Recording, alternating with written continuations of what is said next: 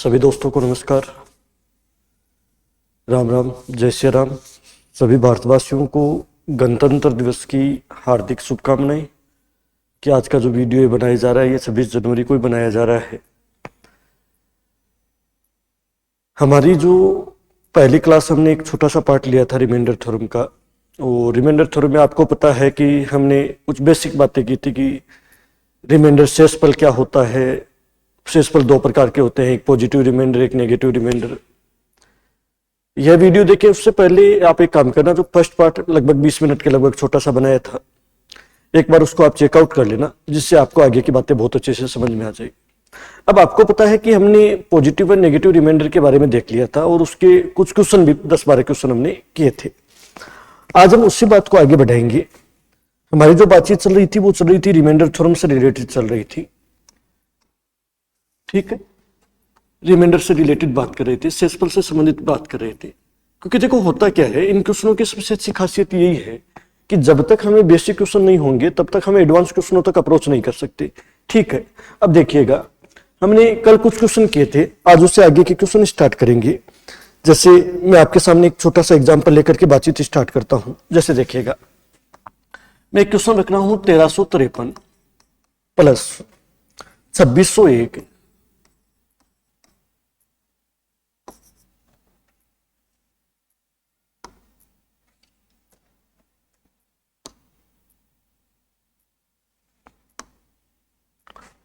एक मिनट, थोड़ी सी कोई टेक्निकल मिस्टेक है, 2601, ठीक है, प्लस उसके बाद में हम बात करें तो 3967।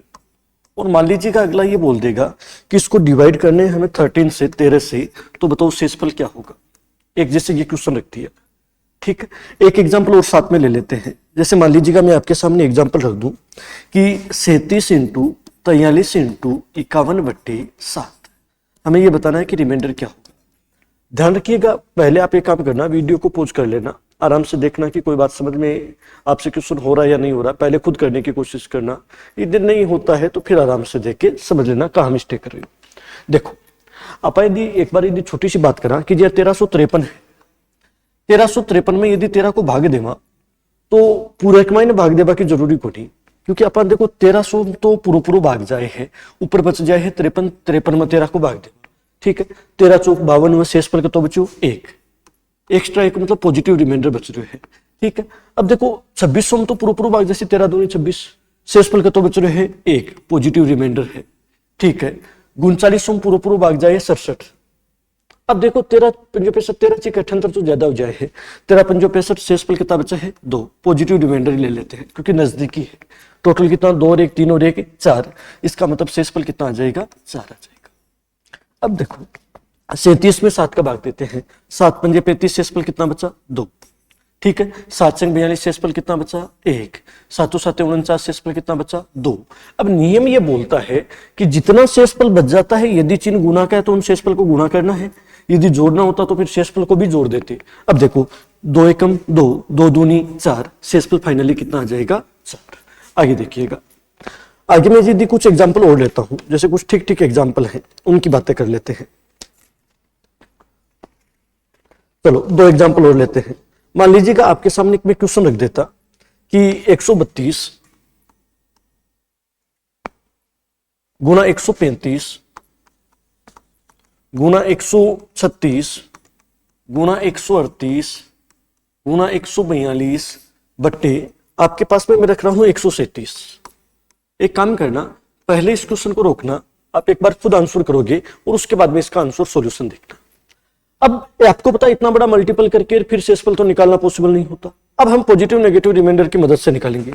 एक बात सोचो, 132 में 137 को भाग देवा, नेगेटिव रिमाइंडर का तो बची 5, 135 में भाग देवा, नेगेटिव रिमाइंडर का तो 2, 136 में भाग देवा, नेगेटिव रिमाइंडर का तो 1, 138 में 137 को भाग जाए, पॉजिटिव रिमाइंडर का तो बचे 1, और 137 को 142 में भाग देवा, पॉजिटिव रिमाइंडर का तो बचे 5 शेषफल बच जैसी। अब मत ना बताइए कि जता शेषफल बच जाए है, यदि गुना को चिन्ह है तो बन गुना करना है, जोड़ना है तो जोड़ना है, घटाना है तो घटाना है। अब एक काम करो, गुना कर दो, 5 दूनी 10, 10 को 1 से गुना करेंगे 10, 10 का 5 गुना कितना हो जाएगा 50, प्लस का आएगा माइनस का, माइनस और माइनस प्लस होता है प्लस को माइनस से गुणा करेंगे माइनस, फिर माइनस को प्लस से गुणा करेंगे माइनस, ऑल ओवर मतलब कितना आ रहा है माइनस का 50। शेषफल कितना आ रहा है माइनस का 50। बल्कि मैंने आपको एक बात पहले बोल दी कि शेषफल कभी नेगेटिव होता ही नहीं। नेगेटिव रिमाइंडर तो हम केवल अपने कैलकुलेशन के यूज के लिए यूज करते हैं, तो वास्तविक जो ऑप्शन होगा वो तो पॉजिटिव रिमाइंडर होगा। अब पॉजिटिव रिमाइंडर कैसे निकालेंगे, कल भी हमने ये बात की थी लास्ट सेशन में भी, कि पॉजिटिव और नेगेटिव रिमाइंडर होता है उसकी न्यूमेरिकल वैल्यू का योगफल किसके बराबर होता है 137। अब ये 50 आ रहा है, इसका मतलब 50 यदि यहां से माइनस कर दे तो ये कितना आ जाएगा 87। इसका मतलब फाइनली शेषफल आ जाएगा कितना 87। एक बार वापस सुन लेना, पहला टाइप और सबसे बेसिक क्वेश्चन स्टार्ट कर रखा था। 137 का भाग दिया, नेगेटिव रिमाइंडर आया। 137 का भाग दिया, नेगेटिव रिमाइंडर आया। 137 का भाग दिया, नेगेटिव रिमाइंडर आया। 137 का भाग दिया, पॉजिटिव रिमाइंडर आया। 137 का भाग दिया, फिर पॉजिटिव रिमाइंडर आया। इनको मल्टीपल किया तो ऑल ओवर हमारे पास में है माइनस का 50। अब माइनस 50 मतलब नेगेटिव रिमाइंडर तो हो ही नहीं सकता, आंसर तो पॉजिटिव होता है। तो आपको पता है कि नेगेटिव और पॉजिटिव जो रिमाइंडर होता है उसका योगफल जिसका भाग दे रहे हैं उसके बराबर आएगा। अब आप बाकी को दे रहा है 137 को, तो 50 यहाँ है तो बच जाएगा कितना 87। तो ऑल ओवर आंसर आ जाएगा 87। मेरे हिसाब से आपकी बात क्लियर हो गई होगी। ठीक है, अब मैं अगले टाइप के क्वेश्चन के ऊपर जा रहा हूं। अगले टाइप के क्वेश्चन के ऊपर जाए, सबसे पहले एक शब्द आता है, पहले उस शब्द की बात कर लेते हैं, फैक्टोरियल। हिंदी में बोलते हैं क्रम गुणित। यह समझना जरूरी है क्योंकि यह समझोगे फिर ही आगे वाली बात समझ में आएगी आप लोगों की। फैक्टोरियल या क्रम गुणित क्या होता है वो समझिएगा। इसको देखो, जैसे मैं बोलता हूं कि एन फैक्टोरियल, आपको इस प्रकार का साइन भी मिल सकता है और इस प्रकार का साइन भी मिल सकता है। इसका मतलब होता है फैक्टोरियल एन। क्या बोलते हैं इसको, फैक्टोरियल एन। अब इसका वास्तव में सेंस क्या होता है, बात वो समझनी है हमें। जैसे देखो, मैं ये लिख देता हूं फैक्टोरियल 5। इसका मतलब ये होता है कि 5 से लेकर के 1 तक की जो प्राकृत संख्याएं होती है उनका गुणा। 5 से लेकर कहां तक, 1 तक बैक जाना है। ठीक है, जैसे फैक्टोरियल 6 है, फैक्टोरियल 6 का मतलब 6 से लेकर के कहां तक की मल्टीपल हो जाएगी, 1 तक की प्राकृत संख्या, मतलब 6 तक की प्राकृत संख्याओं का गुणा है, सीधी सीधी बात है। फैक्टोरियल 7 होता, इसका मतलब 7 से स्टार्ट होती, 6, 5, 4, और ये कहां तक जाती, 1 तक। उसी प्रकार देखो, फैक्टोरियल 10 होता तो 10 से गुणा 9 गुणा 8 गुणा 7, ये कहां तक जाती, 1 तक। ये तो होती है। कहने का मतलब है फैक्टोरियल का वास्तव में मतलब क्या होता है, फैक्टोरियल का मतलब होता है जो फैक्टोरियल दे रखा है वहां से लेकर के 1 तक की प्राकृत संख्याओं का गुणा। जैसे फैक्टोरियल 20 दे रखा होता तो 1 से लेकर 20 तक। फैक्टोरियल 25 दे रखा होता 1 से 25 तक। फैक्टोरियल 50 दे रखा होगा तो 1 से 50 तक की प्राकृत संख्याओं का गुणा होगा। अब आप एक बात दिमाग लगाओ, क्या इस बात को मैं ऐसा लिख सकता हूं क्या, फैक्टोरियल को 5 गुणा फैक्टोरियल 4? समझना देखिए बात को, अरे लिख सकता हूं ना 5 गुणा फैक्टोरियल 4, क्योंकि 4 गुणा 3 गुणा 2 गुणा 1 फैक्टोरियल 4 ही तो है। क्या मैं ऐसा लिख सकता हूं फैक्टोरियल 6 को 6 गुणा फैक्टोरियल 5? क्या फैक्टोरियल 7 को ऐसा लिख सकता हूं 7 गुणा फैक्टोरियल 6? क्या फैक्टोरियल 10 को ऐसा लिख सकता हूं 10 गुणा फैक्टोरियल 9? या हम ऐसा भी लिख सकते थे, देखो 10 गुणा 9 गुणा फैक्टोरियल 8 भी तो लिख सकते थे, क्यों नहीं लिख सकते? इसका मतलब फैक्टोरियल का मतलब क्या होता है कि जो नंबर फैक्टोरियल में है वहां से लेकर के 1 तक की प्राकृत संख्याओं का क्या होता है, गुणा। अब देखो, ये तो बात फैक्टोरियल की हो रही है। अब आपको क्वेश्चन रिमाइंडर थ्योरम में कैसे पूछ लिया जाता है, शेषफल में कैसे पूछा जाता है, एक छोटे से एग्जांपल से स्टार्ट करते हैं। मान लो आपके सामने क्वेश्चन आ जाए कि फैक्टोरियल 1, फैक्टोरियल 2, फैक्टोरियल 3, फैक्टोरियल 4, और मैं ये बोल दूं कि फैक्टोरियल 1000 1000। ठीक है, आपको यदि इसको मान लीजिएगा 12 से विभाजित करना है, 12 से डिवाइड करना है, तो शेषफल क्या आएगा? छोटे से एग्जांपल से स्टार्ट कर रहे हैं बात को। अब ऐसे क्वेश्चनों को कैसे सोल्व करना है, आराम से तसल्ली से देखिएगा और समझिएगा, बार बार देखो जिससे अच्छा समझ में आता है। एक बात सोचो, फैक्टोरियल 1 का मतलब तो 1 ही होता है। फैक्टोरियल 2 का मतलब होता है 2 गुणा 1 मतलब 2 हो जाएगा। फैक्टोरियल 3 का मतलब क्या होता है 3 गुणा 2 गुणा 1। ठीक है, फैक्टोरियल 4 का मतलब क्या होता है 4 गुणा 3 गुणा 2 गुणा 1। अब एक बात को थोड़ा सा तसल्ली से दिमाग लगाइएगा, 12 का भाग 1 में देगी तो 1 ही शेषफल बचेगा, 12 का भाग 2 में दोगे तो 2 ही शेषफल बचेगा, 3 दूनी 6 होता है, 6 में 12 का भाग दोगे तो कितना शेषफल बचेगा, 6 ही बचेगा। अब बात को तसल्ली से देखना, फैक्टोरियल 4 का मतलब होता है 4 गुणा 3 गुणा 1, 4 3 12 हो जाएगा, 12 दूनी 24 होता है, 24 में 12 का पूरा पूरा भाग ही जाता है। अब आप एक बात गौर करना, फैक्टोरियल 4 और फैक्टोरियल 4 के बाद में जितनी भी संख्याएं बनेगी फैक्टोरियल में, उन सब में 4 गुणा 3 गुणा पक्का आएगा। फैक्टोरियल 20 है उसमें भी 4 गुना 3 है, फैक्टोरियल 5 है उसमें भी 4 गुना 3 है, फैक्टोरियल 6 में भी 4 गुना 3 है, फैक्टोरियल 7 में भी 4 गुना 3 है।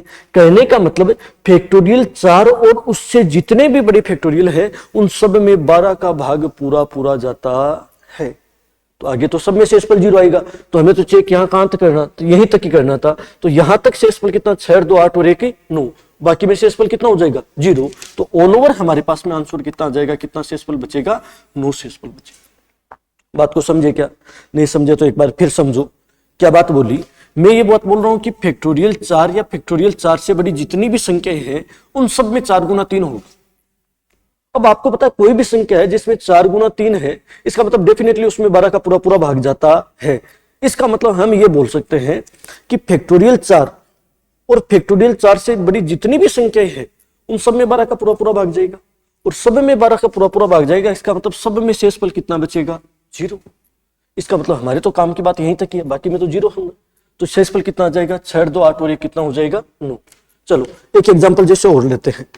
मान लीजिएगा एक एग्जाम्पल लिख रहा हूं मैं आपके सामने कि फैक्टोरियल 1, फैक्टोरियल 2, फैक्टोरियल 3, मान लेते हैं ये फैक्टोरियल 77 तक है, उसको डिवाइड करना है 7 से, कितना रिमाइंडर रहेगा। पहले आप खुद देखोगे इस क्वेश्चन को, वीडियो को रोकना, देखना, आपको कर पाते हो तो ठीक है, नहीं कर पाते हो तो कहां गलती हो रही है उस बात को समझ लेंगे, ठीक है। चलो अब देखो इसका आंसर देखते हैं। एक बात सोचो, 7 का भाग देना है, फैक्टोरियल 1 का मान कितना होगा 1, फैक्टोरियल 2 का मान कितना होगा 2, फैक्टोरियल 3 का मान कितना होगा 6, 3 2 6 होता है, ठीक है। फैक्टोरियल 4 में देखोगे तो भी 4 गुना 3 गुना 2 24 होगा, ठीक है। फैक्टोरियल 5 का मतलब कितना होता है 120 होता है, ठीक है। आप देख लेना, भले इतना ही, एक बार थोड़ा सा सही तरीके से लिख देते हैं। फैक्टोरियल 5, फैक्टोरियल 6, फैक्टोरियल 7, फैक्टोरियल 8, ये फैक्टोरियल 77 तक है, ध्यान रख लेना, थोड़ा विस्तृत कर लेते हैं आराम से। अब देखो फैक्टोरियल 1 में भाग देंगे, फैक्टोरियल 1 का मान 1 होता है, ध्यान रख लेना। 7 का भाग दोगे तो 1 ही बचेगा, 2 6 24। फैक्टोरियल 5 का मतलब होता है 5 गुना 4 गुना 3 गुना 2 गुना 1। फिर ध्यान देना इसका मान 120 होता है, कितना होता है 120। फैक्टोरियल 6 का आप चेक कर लेना चाहिए, कितना होता है 720, करके देख लेना, 6 गुना 5 गुना 4 गुना 3 गुना 2 गुना 1, 720 ही आएगा। अब बात को समझो, फैक्टोरियल 7, 7 गुना 6 गुना 5, ये चलता जाएगा। एक बात अपने दिमाग में सोच के देखो कि यदि इसमें 7 का भाग दोगे तो 7 का भाग पूरा पूरा जाएगा या नहीं जाएगा। अब खुद देख लो नहीं एक बार कि 7 गुना 6 गुना 5 है तो 7 से 7 कट रहा है, इसका मतलब पूरा पूरा भाग जा रहा है। अब एक बात आप दिमाग लगाओ, फैक्टोरियल 8 में भी 7 होगा, फैक्टोरियल 9 में भी 7 होगा, फैक्टोरियल 10 में भी 7 होगा, फैक्टोरियल 11 में भी 7 होगा, आगे जितने फैक्टोरियल है सब में 7 मल्टीपल होता है, और 7 मल्टीपल होता है, इसका मतलब डेफिनेटली उसमें 7 का भाग पूरा पूरा जाता है, और 7 का भाग पूरा पूरा जाता है मतलब वहां पे शेषफल कितना बचता है 0। इसका मतलब फैक्टोरियल 7 और फैक्टोरियल 7 से बड़ी जितनी भी संख्याएं हैं उन सब में यदि 7 का भाग दोगे तो शेषफल पक्का पक्का क्या बचेगा 0। तो हमें क्या करना है कि उससे पहले वाला का चेक करना है, बाकी में तो 0 ही होना है। अब देखो फैक्टोरियल 1 में दोगे तो 1 बचेगा, 2 में दोगे तो 2 ही बचेगा, 6 में दोगे तो -1 बचेगा, 24 7 21, शेषफल कितना बच जाएगा 3। 120 में दोगे 7 का भाग तो 7 हो जाएगा 50 49 प्लस का 1 बच जाएगा, 720 में 7 दूनी 14 21 माइनस का 1 बच जाएगा, कितना बचेगा -1, दे लेना चाहिए, इतना ही बच रहा है। 721 में पूरा पूरा जाता है, एक कम पड़ रहा है, इसका मतलब -1 कर देंगे। देखो +1 -1 कर जाएगा, +1 -1 कर जाएगा, 3 और 2 रिमाइंडर कितना आ जाएगा 5। बात को समझ रहे होंगे। कहने का मतलब एक बात आपकी ये समझ में आ रही होगी कि फैक्टोरियल में यदि कोई संख्या आती है तो जिस फैक्टोरियल में पूरा पूरा भाग जाता है वह तथा उससे बड़ी जितने भी फैक्टोरियल बनते हैं उन सब में पूरा पूरा भाग जाता है। एक क्वेश्चन और करेंगे बस, फिर आगे बढ़ते हैं। देखो एक छोटा सा क्वेश्चन और करते हैं। मान लीजिएगा मैं आपके सामने क्वेश्चन रख देता हूं, फैक्टोरियल 1, फैक्टोरियल 2, फैक्टोरियल 1 ले लो, फैक्टोरियल 2 ले लो, फैक्टोरियल 3 ले लो। मैं ये बोल देता हूं फैक्टोरियल 1000 ले लो, और मैं ये बोल देता हूं उसमें भाग देते हैं 18 का। शेषफल कितना आता है ये एक बार और देख लेते हैं, आराम से समझना। देखिए एक चीज सोचो, फैक्टोरियल 1 का मान तो 1 होता है, फैक्टोरियल 2 का मान 2 होता है, फैक्टोरियल 3 का मान 6 होता है, फैक्टोरियल 4 की बात करेंगे तो 24 होता है, 24 में भी नहीं जाता पूरा पूरा। फैक्टोरियल 5 का मान कितना होता है? 120। अब देखो, देखिए फैक्टोरियल 5 में भी नहीं जाता क्या? फैक्टोरियल 6 में देख लो, देखिए फैक्टोरियल 6 720 होता है साइड, यहां तक तो पूरा पूरा जाएगा साइड तक। देखो फैक्टोरियल 1 में नहीं जा रहा, 2 में भी पूरा पूरा नहीं जा रहा, 3 में भी नहीं जा रहा, 4 में भी नहीं जा रहा, 5 में भी नहीं जा रहा। फैक्टोरियल 6 720 में 18 का भाग पूरा पूरा जाता है। इसका मतलब एक बात कन्फर्म है कि फैक्टोरियल 6 और फैक्टोरियल 6 से बड़ी जितनी भी संख्याएं हैं उन सब में किसका पूरा पूरा भाग जाएगा? 18 का। तो उनसे तो हमें मतलब है नहीं, हमें तो पहले वाली संख्याओं से मतलब है। तो पहले वाली संख्या चेक कर लेते हैं। 1 में 18 का भाग दो 1 ही बचेगा, 2 में 18 का भाग दो 2 ही बचेगा, 6 में 18 का भाग दो 6 बचेगा, 24 में 18 का भाग दो कितना बच जाएगा? 6। ठीक है, 120 में 18 का भाग दो भाई, 18 7 126 होता है शायद, 126 होता है तो कितना बच जाएगा? माइनस का 6। ठीक है, होगी फैक्टोरियल 6 में पूरा पूरा भाग जाता है तो 0, फिर आगे जितनी भी संख्या है उन सब में तो कितना बच जाएगा? 0। ये कट जाएगा, 6 2 8 और ये कितना हो जाएगा? 9, शेषफल आ जाएगा। ठीक है बात, शायद मेरे हिसाब से आप लोग बात समझ रहे होंगे। क्लियर है? अभी तक केवल पहला टाइप चल रहा है, केवल बेसिक बात कर रहे हैं, पॉजिटिव रिमाइंडर, नेगेटिव रिमाइंडर। क्या क्या बात की इनमें कि आप सब में पहले अलग अलग चेक कर लो, अलग अलग चेक करने के बाद में यदि जोड़ा गया है तो सब शेषफल को जोड़ दो, गुणा किया गया है तो सब शेषफल को गुणा कर दो। अब आप इसमें आप ये चेक कर सकते हो कि जैसे फैक्टोरियल वगैरह के क्वेश्चन आ जाते हैं तो उनको कैसे सोल्व करते हैं, इन चीजों के बारे में हमने चर्चा की। ठीक, चलो ये आपका टाइप नंबर फर्स्ट क्लियर होता है। पहला टाइप क्लियर हुआ है कि सामान्य सामान्य बातें कैसे की जाती है। अब टाइप नंबर 2 की बात स्टार्ट करता हूं, इंपॉर्टेंट है, थोड़ा ध्यान से समझोगे तब जाके क्लियर होगा। Type number 2, cancellation reminder theorem. शब्द पे केवल गौर मत करना, ज्यादा इंग्लिश नहीं आती है तो फालतू में दिक्कत करोगे कल को कि सर क्या इंग्लिश में लिख रहे हो। वैसे ये तो ऐसे देखने में अच्छा लगे और कोई खास बात नहीं इंग्लिश की ना। अब देखो कैंसलेशन रिमाइंडर थ्योरम, ये क्या बोलते हैं? डरने वाली बात नहीं है, बड़ी नॉर्मल सी बातें हैं। एक बार आप देखोगे तो आपकी ऑटोमेटिक समझ में आ जाएगा। एक चीज सोचो, आप एक छोटी सी बात स्टार्ट करा कि मान लो आप 120 है और 120 में 18 को भाग देवा कता शेषफल बचे। एक बार आप देखा, एक बार आप प्रैक्टिकली बात कर ले, 120 में 18 को भाग दे ले, 18 को भाग दे कति बार जासी 18 का 108 वैसा शेषफल का तो बच जैसी 12 शेषफल बच रहे। कैंसलेशन रिमाइंडर से करते हैं। कैंसलेशन क्या बोलता है कि पहले कैंसिल होता है तो कैंसिल कर लो। किससे कैंसिल हो रहा है भाई? 6 से कैंसिल हो रहा है। कितनी बार? 20 बार। कितनी बार? 3 बार। 6 से कैंसिल कर दिया। अब 20 में 3 का भाग दो, कितना शेषफल बचेगा? 6 18 शेषफल कितना बचा? 2। आप बोलोगे सर वास्तव में शेषफल तो 12 बच रहा है और यहाँ पे कितना बचा? 2। तो आपको करना क्या है कि कैंसिल करने के बाद में छोटी संख्या हो जाती है, फिर जो शेषफल बचता है उसको उस संख्या से गुणा कराना है कि जो कैंसिल किया था। अब कैंसिल किससे किया था? 6 से, तो 6 से वापस उस शेषफल को गुणा कर दो, आंसर आ जाएगा। कितना हो जाएगा? 6 दूनी 12। देखो देखो ओरिजिनल शेषफल यही बचा है। कितना बचा है? 12। कहने का मतलब कैंसिल वाला नियम क्या बोलता है? कैंसिल करके छोटा कर लो, जो बचा उससे शेषफल निकाल लो, जो संख्या कैंसिल की थी उससे वापस क्या कर दो? गुणा। हमारे पास में क्या जाएगा? आंसर। जैसे देखो मैं आपके सामने एक एग्जांपल रखता हूं। मैं ये बोल देता हूं कि 225 है और आपको 20 से डिवाइड करना है, कितना शेषफल बचेगा ये बताना है। ठीक है, एक काम करो, कैंसिल हो रहा है क्या? कैंसिल कर लो पहले। कैंसिल हो जाएगा, 5 का भाग जाएगा 4 बार, यहां पे आ जाएगा कितना? 5 20, 5 25। किससे कैंसिल किया था ये जरूर ध्यान रखिएगा। 5 से कैंसिल किया। 45 में तो 4 का भाग इजी होता है। 11 चौक 44, शेषफल कितना बचा? 1। अब होगा क्या? जो शेषफल बचा है ना उसको उस संख्या से गुणा करो जो कैंसिल किया था। कैंसिल किससे किया था? 5 से, तो 5 से वापस गुणा कर दो, उत्तर कितना आ जाएगा हमारे पास में? शेषफल कितना आ जाएगा? 5। तो नियम क्या बोलता है कैंसिल वाला? कैंसिल होता है उसको कैंसिल कर लो, उसके बाद में जो शेषफल बचता है उसको जो संख्या कैंसिल की थी उससे वापस क्या कर दो? गुणा। हमारे पास में क्या जाएगा? आंसर। चलो एक एग्जांपल और लेते हैं। चलो एक या 2-3 एग्जांपल लेते हैं आराम से, छोटे छोटे बढ़िया बढ़िया जो एग्जांपल है। पहले छोटे एग्जांपल लिख लेते हैं। आप एक बार पहले खुद करने की कोशिश करना, फिर मैं बताता हूं। 1 नंबर एग्जांपल लिखता हूं।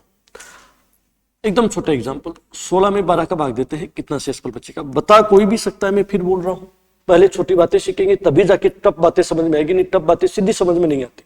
आपके मन में होगा कि सर क्या फालतू वाले क्वेश्चन करवा रहे हो, लेकिन ये इजी क्वेश्चन करने जरूरी है। जब अब कोई बता सकता है, दूसरी क्लास का बच्चा बता देगा कि 16 में 12 का भाग देते हैं तो कितना बचेगा, लेकिन ये पहले बेसिक बातें समझोगे तो बेसिक से एडवांस क्वेश्चन समझ में आते हैं हमेशा, तो पहले बेसिक बातें देखनी हमेशा जरूरी है। देखो 16 में 12 का भाग देंगे, 36 में 28 का भाग दोगी, एक एग्जांपल ये ले लेते हैं, और एक एग्जांपल ये ले लेते हैं कि 45 में किसका भाग देते हैं? 35। एक बार पहले ये एक बार समझ लो, बेसिक सी बातें। एक बात बताओ, किससे कैंसिल हो रहा है? 4 से। कितनी बार? 4 बार। कितनी बार? 3 बार। अब 4 में 3 का भाग दोगी, सीधी सीधी बात है, शेषफल कितना बचा? 1। अब आपको उत्तर 1 नहीं करना है, जो संख्या कैंसिल की थी उससे वापस गुना कर दो। क्या कैंसिल किया था? 4 से, तो 4 से वापस गुना करेंगे, उत्तर कितना आ जाएगा? 4 आ जाएगा। अब देखो जैसे 36 है, 36 में 4 का भाग दोगे कितनी बार? 9 बार। 36 में 7 बार। अब देखो हमें पता है कि किससे कैंसिल किया था? 4 से कैंसिल किया था। आपको क्या करना है कि भाग देना है छोटी संख्या। 9 में 7 का भाग दोगे, शेषफल कितना बचेगा? 2। जो संख्या कैंसिल की थी उससे वापस क्या कर दो? गुणा। वापस गुणा कर देंगे तो शेषफल कितना आ जाएगा? 8। भाग दे करके देख लो, तो 8 ही आएगा। ठीक है, फिर समझो, 5 का भाग दोगे 9 बार, 5 का भाग दोगे 7 बार, 9 में 7 का भाग दो, शेषफल कितना बचेगा भाई? 2। कैंसिल किससे किया था? 5 से। उत्तर कितना आ जाएगा? 10। कहने का मतलब जो संख्या कैंसिल होती है उसको कैंसिल कर दो, छोटी संख्या होगी इजी होगी जोड़वा की गुणा भाग में, उससे शेषफल निकाल लो। जो संख्या कैंसिल की थी उससे वापस क्या कर दो? गुणा। क्या आ जाएगा? आंसर। अब आपको पता चलेगा कि ये कैंसलेशन जो थ्योरम है वो इंपॉर्टेंट क्यों है, तब क्वेश्चन इससे कैसे होते हैं। अब बात करते हैं स्टार्ट। चलो मैं 2-3 एग्जांपल रखता हूं, पहले खुद करना। देखिए एक एग्जांपल रख रहा हूं, 134 गुणा 97 गुणा 223 गुणा 114 बट्टे 95 95।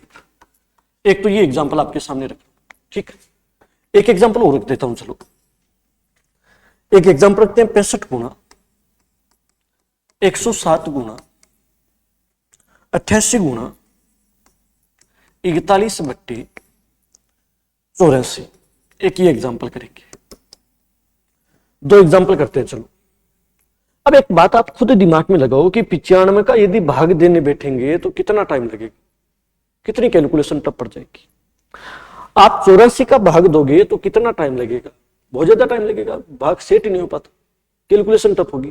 तो अब कैंसिलेशन रिमाइंडर थ्योरम क्या बोलती है कि पहले कैंसिल होता है तो कैंसिल करके छोटा कर लो। अब जैसे देखो 19 का भाग जा रहा है, 19 पंजो 95, 19 छिके 114। याद रखना किससे कैंसिल किया था? 19 से कैंसिल किया था। अब 5 का भाग देना तो बड़ा इजी रहता है, 5 का भाग तो किसी में दे सकते हैं। देखो 134 में देंगे माइनस का 1 बचेगा, 97 में देंगे प्लस का 2 बचेगा, 223 में देंगे प्लस का 2 बचेगा, 6 में दोगे 1 बचेगा। सीधी सीधी बात, ठीक है। 2 दूनी 4, 4 एकम 4, 4 किसके आ जाएंगे? माइनस के। अब आपको पता 4 माइनस के आए हैं तो प्लस का आपको पता डेफिनेटली कितना आ जाएगा? 1, क्योंकि प्लस और माइनस की न्यूमेरिकल वैल्यू का योगफल जिसका भाग देते उसके बराबर आना चाहिए। 5 का भाग दे रहे थे, इसका मतलब प्लस का कितना आया? 1। आंसर प्लस का 1 मत कर देना। कैंसलेशन थ्योरम क्या बोलती है कि जो कैंसिल किया था उससे वापस क्या करते हैं? गुणा। क्या कैंसिल किया था भाई? 19, तो 19 से वापस गुणा कर दो, आंसर कितना आ जाएगा? 19। अब आपके समझ में आ रहा होगा कि ये थ्योरम इंपॉर्टेंट कैसे है। वहां पे पहले इजी लग रहा था, धीरे धीरे आपको पता चलेगा कि हाँ ये यहाँ पे आते आते इंपॉर्टेंट बन गई। अब देखो 84 का भाग देंगे तो टफ होगा, इजी कर लेते हैं। 4 से काट दो एक बार, 4 का भाग कितनी बार जाएगा भाई? 22। 4 का भाग कितनी बार जाएगा? 21। ठीक है, एक तो कैंसिल किया था 4, याद रख लेना। ठीक है, और कोई कैंसिल हो रहा है क्या? देखो देखिए, नहीं हो रहा क्या? चलो कर लेते हैं हम तो। चलो ठीक है, 21 का भाग दे देंगे। 21 से 63 कितना शेषफल बचेगा? 2। 21 पंजो 105 कितने शेषफल बचेगा? 2। 21 का भाग दोगे कितना शेषफल बचेगा? 1। 21 का भाग दोगे कितना शेषफल बचेगा? माइनस का 1। 1 दूनी 42 होता है। ठीक है, चलो अब इनको गुणा कर देते हैं। 2 दूनी 4, 4 एकम 4, 4 एकम 4, माइनस के 4 आ गए। माइनस वाला तो होगा नहीं, प्लस वाला होता है, तो 21 का भाग देते हैं, माइनस का 4 आया, इसका मतलब प्लस का कितना आ जाएगा? 17, क्योंकि माइनस और प्लस का योगफल जिसका भाग देते हैं उसके बराबर आना चाहिए। इसका मतलब -4 तो हो नहीं सकता, प्लस का कितना आ जाएगा? 17। लेकिन अब नियम क्या बोलता है कि जो कैंसिल किया था उससे वापस क्या करते हैं, गुणा। कैंसिल क्या किया था, 4, तो 17 को 4 से वापस गुणा कर दो, 17 चौक कितना हो जाता है, 68। वास्तव में शेषफल कितना आ जाएगा, 68। बात क्या बोली, कैंसिल होता है उसको कैंसिल करो, आराम से सोल्व करके रिमाइंडर निकाल लिया, फिर जो शेषफल फाइनली बचा है उसको जो कैंसिल किया था उससे वापस क्या कर दो, गुणा। हमारे पास में क्या आ जाएगा, आंसर। अब जो भी इस वीडियो को देख रहे हैं एक बार पहले क्वेश्चन को लिखना, खुद करना, फिर उसके बाद में आगे बढ़ना कंटिन्यू, जिससे आपको लगे कि वास्तव में समझ में आया या नहीं आया। नहीं समझ में आया तो दिक्कत कहां है वो आप लोग पकड़ सको। जैसे एक एग्जांपल मैं आपके सामने रख रहा हूं कि 89 गुना 89 गुना 113 गुना 78 गुना 101 बट्टे 66। एक तो ये एग्जांपल लेंगे, एक थोड़ा बड़ा एग्जांपल ले लेते हैं जिससे कि आपकी थोड़ी सी बात अच्छी समझ में आ जाए। 344 गुना 1932 गुना 171 गुना 68 129 बट्टे 153 में शेषफल क्या होगा। अब बात समझ में आएगी। ऐसे बड़े बड़े क्वेश्चन जब करेंगे ना तब बात में समझ में आती है कि कैंसलेशन रिमाइंडर थ्योरम इतनी इंपॉर्टेंट क्यों बन गई थी, किस कारण से इंपॉर्टेंट बनी थी, उसकी बात तो अब महत्व समझ में आएगा कि यार इस कारण ये इंपॉर्टेंट है। अब बात को देखो एक बार कि आपके एक बात ये समझ में आ रही होगी कि पहले भाई 66 का भाग दोगे तो काफी लेंथी क्वेश्चन बन जाता है, तो पहले कैंसिल कर लेना। अब कैंसिल करें तो देखो किससे कैंसिल होता है, पहले वो देखो 3 से कैंसिल हो रहा है क्या, 3 से कैंसिल हो जाएगा 22 बार। 3 से कैंसिल कितनी बार हो जाता है भाई, देखो देखिए 3 दूनी 6, यहाँ पे कितना आ जाएगा 26 आ जाएगा। ठीक है, फिर कैंसिल हो रहा है क्या किसी से, देखो देखिए 11 से कैंसिल थोड़ी हो रहा है, नहीं हो रहा। ठीक है, अब तो 22 का भाग भी दे देंगे, इजी रहेगा। 66 की बजाय तो 22 इजी रहता है। ठीक है, 22 चौक 88 होता है, शेषफल कितना बच जाएगा 1। ठीक है, 22 पंजू 110 होता है शायद, कितना बच जाएगा 3। 22 होता है तो शेषफल कितना बच जाएगा 4। ठीक है, 22 चौक 88, 22 पंजू 110 होता है। यदि नेगेटिव रिमाइंडर लोगे तो शायद ज्यादा हो जाएगा। 88 होता है तो 88 होता है तो आप एक काम कर लो, शेषफल कितना ले सकते हो, 88 के बाद में शेषफल कितना बचेगा भाई, 13 बचेगा शायद। 13 ले लो, प्लस वाला ले लो, फालतू में भी नेगेटिव में नहीं फंसना पड़ेगा। अब चलो इनको क्या करना है, गुणा। गुणा कर दो, 13 चौक 52, 52 का 3 गुना कितना हो जाएगा, गुणा करना है, ध्यान रख लीजिएगा। 13 चौक 52, 52 का 3 गुना कितना होता है, 52 का 3 गुना की यदि बात करें तो कितना होगा 156। लेकिन फिर ये 22 से बड़ा है, शेषफल तो छोटा होता है, तो 22 का फिर 156 में एक बार भाग देंगे तो कितनी बार जाएगा देख लो, शेषफल देखना है हमें। तो 22 का यदि करोगे तो कितनी बार जाएगा भाई, 44 हो जाएगा, 88 हो जाएगा, 110 हो जाता है, 132 हो जाता है, 132 और 22 हो जाता है 154। शेषफल कितना बच जाएगा फाइनली 2। कितना शेषफल बचा 2। आंसर 2 मत कर देना क्योंकि कुछ कैंसिल किया था। कैंसिल क्या किया था भाई, कैंसिल किससे किया था, 3 से। 3 से कैंसिल किया था तो वो 3 से वापस गुना कर दो, कितना आ जाएगा 3 दूनी 6। कहने का मतलब बात सीधी सीधी है, कैंसिल करने से छोटी हो जाती है, कैलकुलेशन इजी होगी, रिमाइंडर निकाल देंगे, जो कैंसिल किया था उससे वापस क्या कर देंगे, गुणा कर देंगे। अब देखो एक एक क्वेश्चन और देखते हैं। 153, एक बार इस क्वेश्चन को आप लोग पहले खुद देखना कि यदि इस क्वेश्चन को करें तो क्वेश्चन को करके कैसे, क्योंकि देखो 153 का भाग देंगे तो काफी लेंथी क्वेश्चन बन जाता है, आप भी जानते हो और मैं भी जानता हूँ। इतना बड़ा क्वेश्चन करेंगे तो काफी टाइम लगता है। 153 का भाग थोड़ी दे सकते, 153 का नहीं दे सकते तो अब ये सोचो कैंसिल किससे हो सकता था, वो भी तो सोचना पड़ेगा। देखो देखिए 17 नमा की 153 होता है शायद। ठीक है, इसका मतलब किससे कैंसिल होता है, 17 से कैंसिल हो रहा है क्या। ठीक है, अब 17 से कैंसिल कुछ और भी हो सकता है क्या, वो भी देख लो एक बार। 1932 में तो देखिए 344 तो शायद नहीं होगा, 17 दूनी 34 नहीं होगा। 1932 में दोगे तो 17 एकम 17 होता है 23, 17 एकम 62, ये भी नहीं होगा। यहां पे तो देखिए 17 चौक 68 होता है, ये भी नहीं होगा। 9 से कैंसिल हो सकता था क्या, देखो देखिए 4 4 8 8 और 3 कितना हो जाएगा 11, 10 3 13 और 2 15, 7 1 8 1 9। देखो यहाँ पे कैंसिल होता है, यहाँ पे जाएगा शायद 17 बार। 9 से कैंसिल करो, 17 नमा के 153 होता है, और यहाँ पे 9 का भाग जाएगा, 9 एकम 9 होता है, 8 जाएगा, 9 नमा की 19 बार। किससे कैंसिल किया था ये याद रख लेना। फिर बोल रहा हूं 153 का भाग देते तो पूरा पूरा नहीं जाता, इसका मतलब फिर किसका भाग दिया 17 का, भाई 9 का वैसे 153 का भाग देते तो काफी बड़ा हो जाता, पॉसिबल नहीं हो रहा था, तो मैंने कैंसिल कर दिया। किससे किया? 9 से कैंसिल कर दिया। अब 17 का भाग दे सकते हैं। देखो कैसे देंगे, 340 तक तो पूरा पूरा जाता है, शेषफल कितना बच जाएगा? 4। 17 एकम 17 होता है 23, 17 एकम 17 62, 17 चौक 68, कितना बच जाएगा? माइनस का 6। ठीक है, 17 एकम 17 शेषफल कितना बच जाएगा? 2। अब देखो 17 चौक 68 में तो पूरा पूरा जाता है, ठीक है, तो फिर 129 में दे लेते हैं। 129 में 2 जगह कितना होता है? 17 8 136, 136 इसका मतलब शेषफल कितना हो जाएगा? माइनस का 7। यहाँ पे बचा 4, यहाँ पे बचा 6, यहाँ पे 2, यहाँ पे 7, गुना कर दो, माइनस और माइनस तो प्लस हो जाएगा। फिर देखो 6 चौक 24, 24 का डबल 48, 48 का 7 गुना है, 48 का कितना? 7 गुना। भाग किसका दिया था आप? 17 का। 17 का तो दे रहे थे, 17 का दे रहे तो एक बार फिर दे लो क्योंकि बड़ी संख्या है। ठीक है, 17 दूनी 34, 17 51, माइनस का 3, माइनस का 21 हो जाएगा। माइनस का 21 तो आएगा नहीं, प्लस का कितना आ जाएगा? 4। मतलब फाइनली प्लस के 4 आ रहे हैं, प्लस का 4 आ रहा है, लेकिन वास्तव में प्लस का 4 नहीं होगा। कैंसिल किससे किया था? 9 से, तो 4 को 9 से गुना कर देते हैं, 9 चौक कितना हो जाएगा? 36। फाइनली आंसर 36 हो जाएगा। ठीक है, बात समझ में आई होगी आपकी। मेरे कहने का मतलब मेन बात आपके साथ में ये है कि कोई भी बड़ी कैलकुलेशन होती है तो बड़ी कैलकुलेशन को आप लोग पहले तसल्ली से सोल्व किया करो। जो करता है उसको काट दो और काटने के बाद में आप उत्तर निकालो, आराम से उत्तर हो जाएगा। ठीक है, अब अभी केवल जो बातें बड़ी ऊपर ऊपर की बातें हैं अभी वही चल रही है, कोई टफ बात हम लोग नहीं कर रहे। अब इससे कैंसलेशन रिमाइंडर थ्योरम के कुछ फायदे हैं, वो फायदे मैं आपको और बता रहा हूं क्योंकि नंबर सिस्टम में वैसी बातें पढ़ी भी जाती है। अब इस कैंसलेशन रिमाइंडर थ्योरम से कुछ क्वेश्चन आपके इजी हो जाते हैं। कुछ क्वेश्चन इजी कैसे होते हैं वो समझो।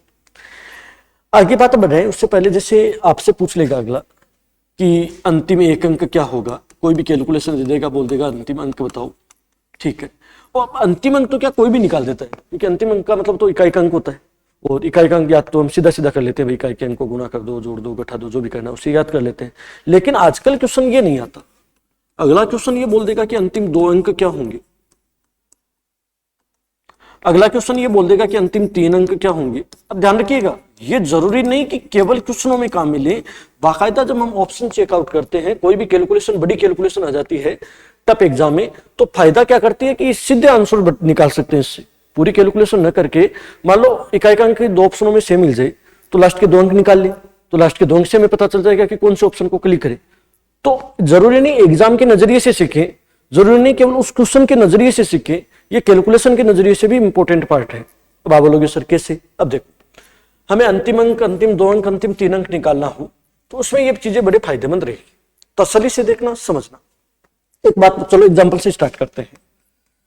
मैं एक बोलता हूं कि जैसे 121 में 10 का भाग दो कितना बचेगा, 124 में 10 का भाग दो कितना बचेगा, 12,865 में 10 का भाग दो कितना बचेगा, 17,344 में 10 का भाग दो कितना बचेगा, 19,181 में 10 का भाग दो कितना बचेगा, 24 69 65, 2,86,965 में 10 का भाग दो कितना बचेगा।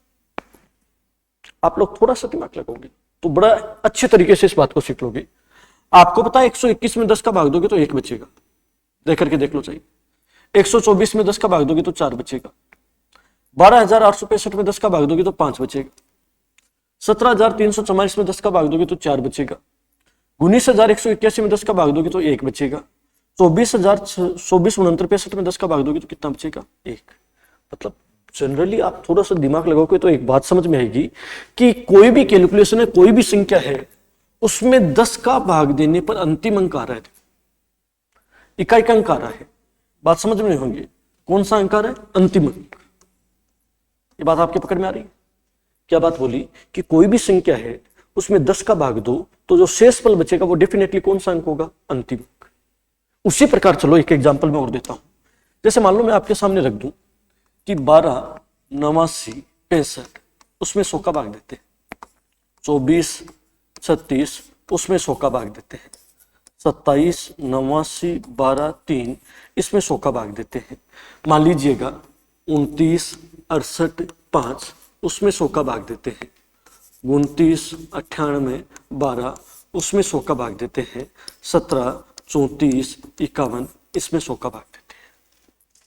अब एक बात आप समझो, बात ये समझिएगा कि आप जैसे 100 का भाग दोगे ना 12 89 65 में, तो आप भाग दे करके देख लेना, लास्ट में 65 ही बचेगा शेषफल।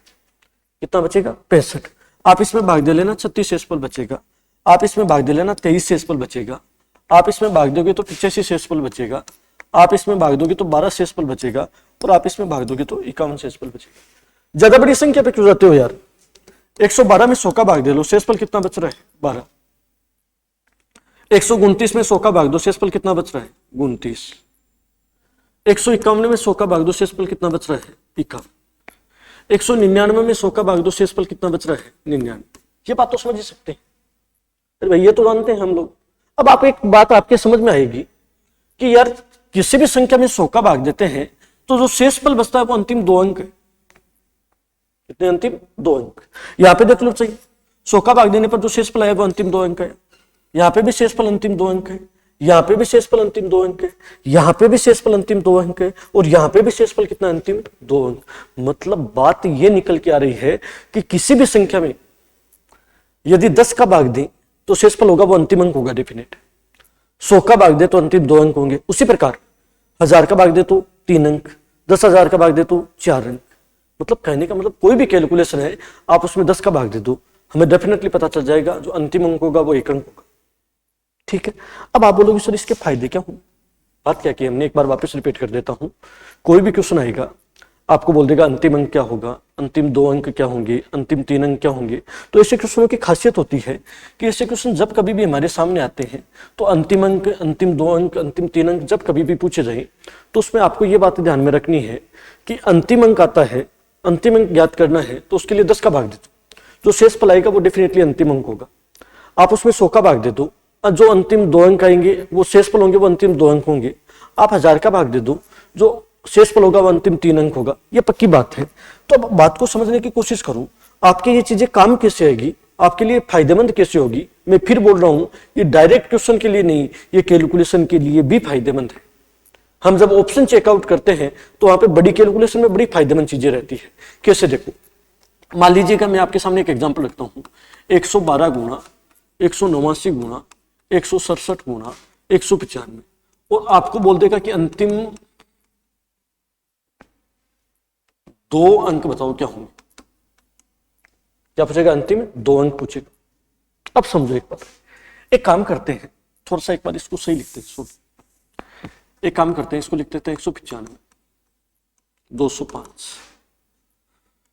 198, 207। इसमें अंतिम 2 अंक याद करने। अब भाई इतने बड़ा गुणा थोड़ी कर पाएंगे, परीक्षा में इतना टाइम थोड़ी मिलता है। अब हम क्या करेंगे, हमें यह पता है कि 100 का भाग देने पर जो शेषफल आता है वो अंतिम 2 अंक की होती है। अब शेषफल पर में लगा देंगे, 100 का भाग देने पर यहाँ पे कितना बचेगा? -5, यहाँ पे कितना? +5, यहाँ पे कितना? -2, यहाँ कितना? +7। उनको क्या कर देते हैं? गुणा। माइनस और माइनस तो प्लस हो जाएगा सही। 5 25, 25 दूनी 50, 50 का 7 गुना कितना हो जाएगा? 350। कितना आ जाएगा? 350। अंतिम 2 अंक तो देखने हैं ना, अंतिम 2 अंक क्या जाएंगे? 50, 5 और 0। अब कितनी बड़ी कैलकुलेशन हो, 100 का भाग दे दो, जो शेषफल बचेगा वो डेफिनेटली अंतिम 2 अंक होंगे। जैसे मान लो 3 अंकों का शेषफल बच गया, अब 3 अंकों का तो बच ही नहीं सकता, आपको पता है 350 तो 100 से बड़ा है, 100 से बड़ा है, तो फिर आप भाग दोगे तो फाइनली शेषफल तो कितना आएगा? 50। ये डेफिनेटली अंतिम 2 अंक। बात को समझ रहे हो क्या? कोई भी कैलकुलेशन है, 10 का भाग देने पर जो शेषफल होगा वो अंतिम अंक होगा, 100 का भाग देने पर जो शेषफल होगा वो अंतिम 2 अंक होंगे, 1000 का भाग देने पर शेषफल कितना होगा? अंतिम 3 अंक। अब परीक्षा में क्वेश्चन कैसे आते हैं उनकी बात करते हैं। देखो, आए हुए क्वेश्चन है, उन्हीं के बारे में डिस्कस कर लेंगे। क्वेश्चन इससे आया हुआ है एक बार कि 2099 एग्जाम एसएससी इस क्वेश्चन को पूछ चुकी है। 107, 98, 93, 901 गुना बोला गया 203। इसमें अंतिम 2 अंक बताने हैं। अंतिम अंक तो कोई बता सकता था, अंतिम 2 अंक बताने हैं। अंतिम 2 अंक बताने, इसका मतलब तुरंत दिमाग में आ जाएगा कि किसका भाग दोगे? 100 का। जितना शेषफल आएगा वही क्या कर देंगे? उसका आंसर। अब देखो, 100 का भाग दोगे तो शायद 1 आ जाएगा माइनस का, प्लस का 7, माइनस का 2, प्लस का 1 और प्लस का 3। पॉजिटिव नेगेटिव रिमाइंडर के बारे में बार बार बताने की जरूरत नहीं होगी। सही कर दो गुणा, माइनस और माइनस तो प्लस होता है। 7 दूनी 14, 14 3 42। डेफिनेटली अंतिम 2 अंक क्या हो जाएंगे? 42। कितनी बड़ी कैलकुलेशन होगी। अब आप एक थोड़ा सा साइको लगो, मान लो एग्जाम में क्वेश्चन आ जाता है यही और बोल देगा कि इसका मान होगा, अब इतनी बड़ी कैलकुलेशन थोड़ी करते हैं, ऑप्शन डेफिनेटली हमारे पास में है, तो हम क्या करते हैं कि अंतिम अंक निकालते हैं, क्योंकि जनरली बच्चों के दिमाग में ये रहता है।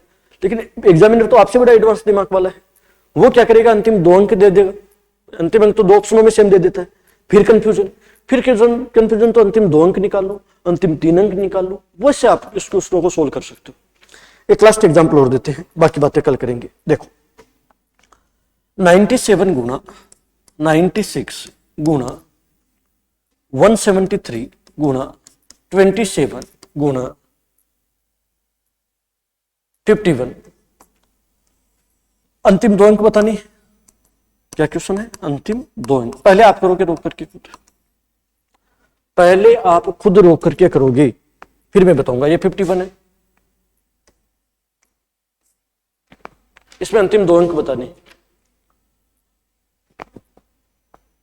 अब देखो, आप जब 100 से डिवाइड करोगे ना, तब आपके दिमाग में कंफ्यूजन आएगा कि सर 173 में भाग देंगे तो तब 73 शेषफल बच जाएगा, 27 में भाग दोगे तो भी फिर भी बड़ा शेषफल बचेगा, इतनी बड़ी कैलकुलेशन करेगी तो फिर टाइम लग रहा है। अब आपको याद करो, मैंने एक बात बताई थी कि कैंसिल होता है तो पहले कैंसिल कर लो, थोड़ी कैलकुलेशन इजी हो जाएगी। 4 का भाग जा रहा है, देखो 4 का भाग जाएगा 24 बार और 4 का भाग जाएगा 25 बार। याद रखना किससे कैंसिल किया था, 4 से। अब 25 का भाग तो दे सकते हैं, बड़ी इजी बात है।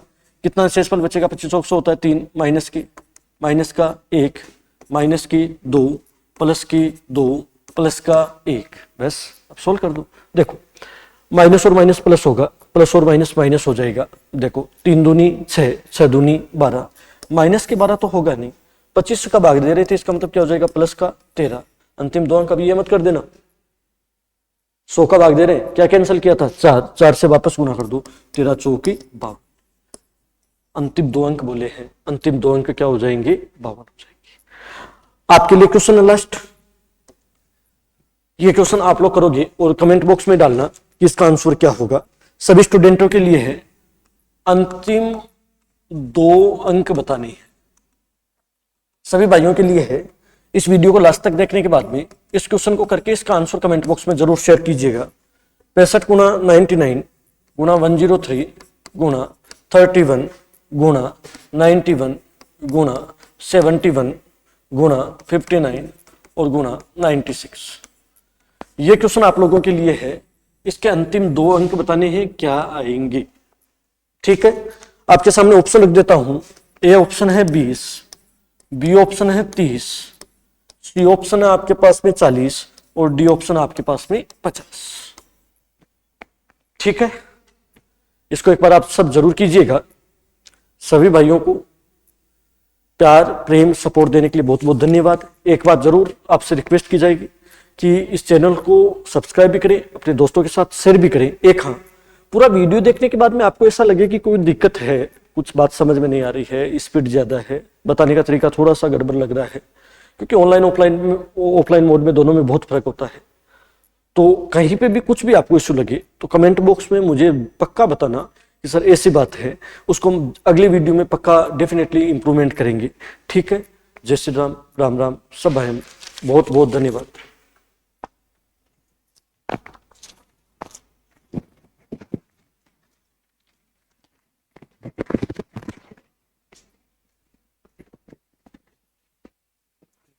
Mm-hmm.